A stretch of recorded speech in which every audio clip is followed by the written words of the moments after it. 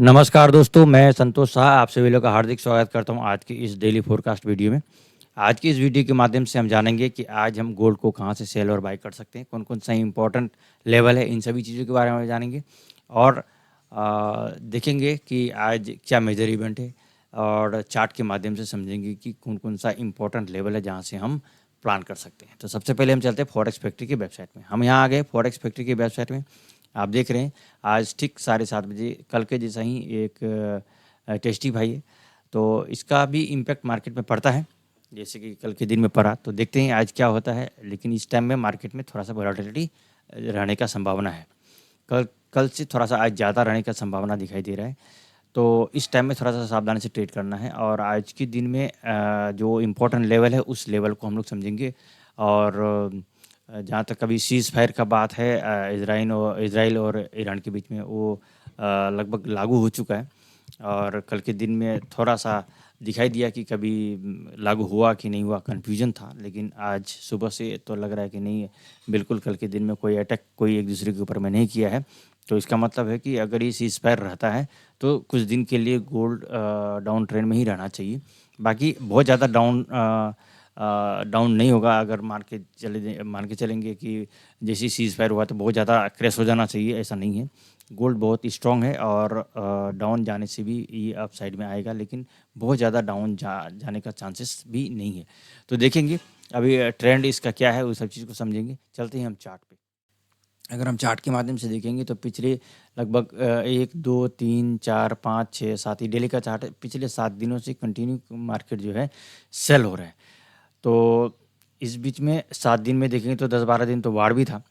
तो वार में 3-4 दिन तो ऊपर गया, लेकिन उसके बाद से इस रेजिस्टेंस को ये जो सेल जोन है यहाँ से मार्केट डाउन आया और कंटिन्यू 7 दिन तक मार्केट जो है आया नीचे। और ये जो मैंने कल भी बनाया था और अभी भी जो ये रेजिस्टेंस और सपोर्ट है, इस रेजिस्टेंस और सपोर्ट का बहुत ही ज़्यादा वैल्यू है और इसके आधार पर मार्केट चल भी रहा है। आप देखेंगे कल के दिन में एकदम बिल्कुल इस रेजिस्टेंस के पास से ही मार्केट जो वापस आया और मार्केट फिर अगला रेजिस्टेंस के पास का पहले से ही रिटर्न भी हो रहा है। यानी कि आप यहाँ से समझ सकते हैं कि कितना ज़बरदस्त प्रकार से रेजिस्टेंस को और सपोर्ट को वैल्यू देता है। ये सपोर्ट था, इस सपोर्ट से मार्केट ने अपना पुल बैक लिया था। तो अभी कितना पुल बैक ले सकता है हम H1 के माध्यम से देखेंगे और फिर लेवल लगा के देखेंगे कि कहाँ तक मार्केट आ सकता है और कहाँ से मार्केट को हम लोग सेल कर सकेंगे। तो ये लेवल है एक जो रेजिस्टेंस लेवल है। अगर हम D1 में देखेंगे तो ये आपको 39 एक रेजिस्टेंस लेवल है। उसके बाद आपको 65 रेजिस्टेंस है, उसके बाद आपको 3403 में रेजिस्टेंस है, फिर आपको 3453 है। ये रेजिस्टेंस है, ये दिमाग में रखना है हमेशा। और नीचे अगर सपोर्ट के बारे में बात करेंगे तो ये 3292 के बाद आपको सीधी आपको 3245, उसके बाद फिर आपको 3204 के बाद रेजिस्टेंस मिलेगा।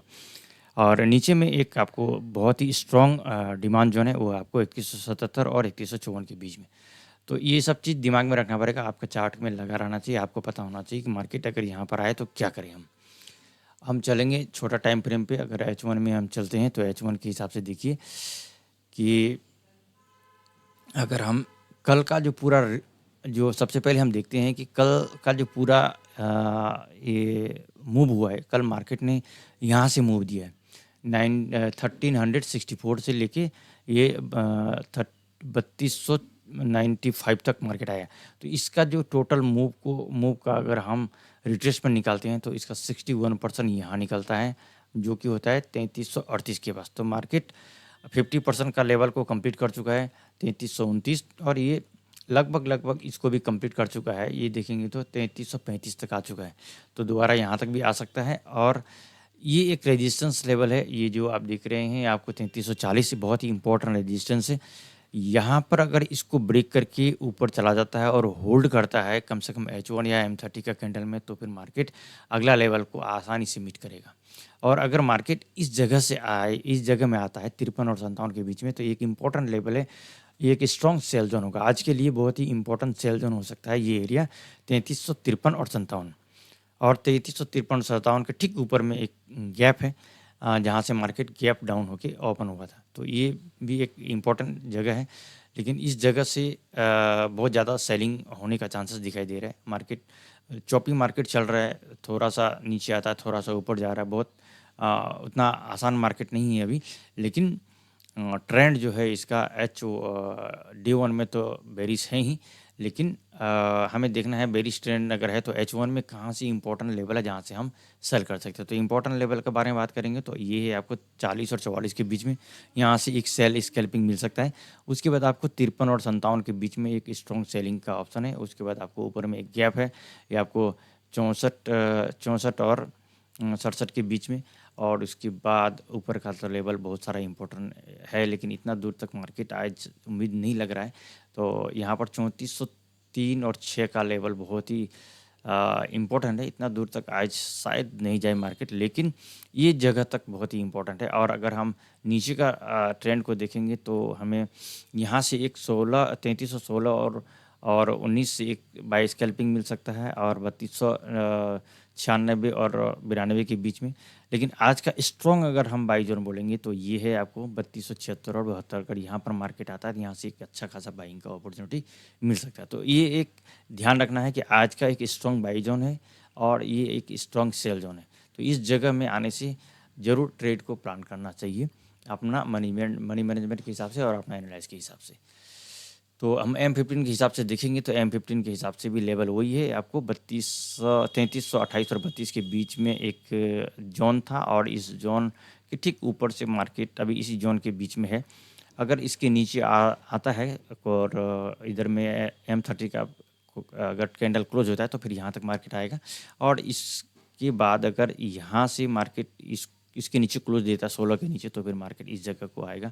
और अगर इसके नीचे फिर M30 का क्लोज देगा तो ये वाला लेवल आपको मिलेगा। तो देखना है कि जो जोन में है उस जोन पे थोड़ा सा अच्छा से वेट करना है, देखना है कि मार्केट का मूव क्या हो रहा है, मार्केट का बिहेवियर को समझना है, उसके हिसाब से वहाँ पर उस जोन पे प्लानिंग करना पड़ेगा। तो अभी के टाइम में ये एक रेजिस्टेंस है, अगर इस रेजिस्टेंस के पास में आता है तो यहाँ पर सब देखना पड़ेगा कि इसको ब्रेक करता है या यहाँ से रिटर्न होता है।